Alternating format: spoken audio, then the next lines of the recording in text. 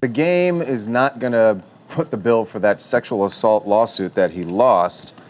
He's supposed to be paying $7.1 million to the accuser. Remember, this is the woman who was on his reality show, She's Got Game, and she claims that Game had, after they were taping, they had gone out and that he had sexually assaulted her. She sued him and ended up winning $7 million. Was this a default judgment? Yes, it was a default judgment. So he never really showed up in court? He never showed up in court and got stuck with a $7 million bill. Well, now he's saying, I'm not paying for it. Viacom should pay for it because Viacom, as the parent company of VH1, allowed this woman who had a criminal history to be a contestant on my show.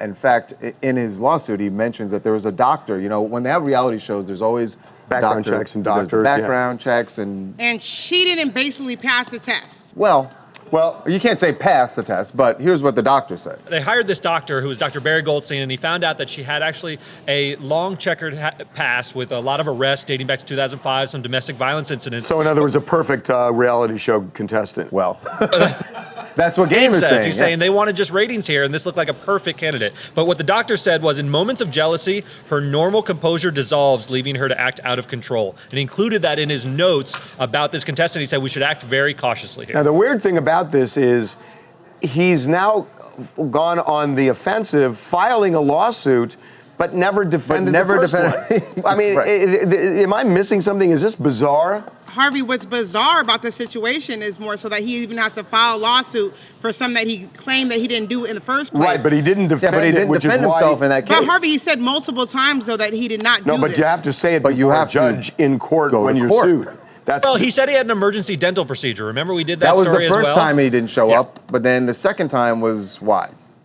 I'm not his counsel. Right. He didn't show up. So anyway, so now he's suing Viacom. Why is he suing for 20 if he could get 7, only he's on the hook for 7-1? Because he's suing for her and as well as himself for damages that happened with the situation. To be known as a sexual accuser, that's a big situation. It's a big deal by a woman that you feel that you didn't do nothing. Sexual assault by a woman you didn't do nothing to, and on top of that, that you think she's off her rockers. Hey, Derek.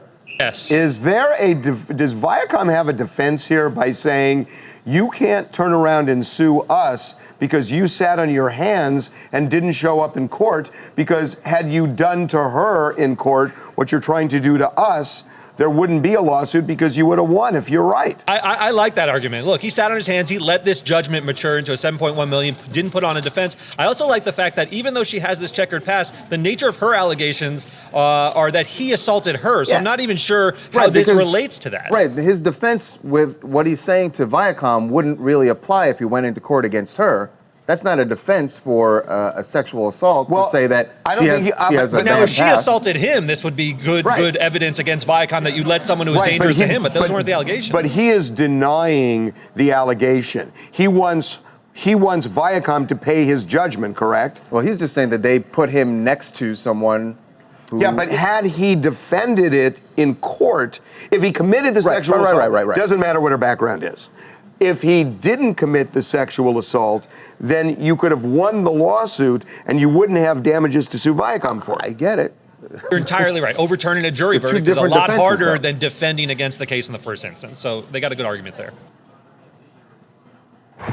Hey, Storm here from Mesa, Arizona, and I just want to say that Viacom definitely should be held at least somewhat responsible for this lady and her suing the game. They knew she had problems before they brought her onto the show, but instead of, casting someone who actually has some sanity, they decided to bring her on for ratings. So now you get what you get. Sanity, by the way, never a component to picking a reality show contestant. Make sure to subscribe to TMZ Live to keep up to date on the latest entertainment news. And if you want to keep watching, click on one of these videos right now.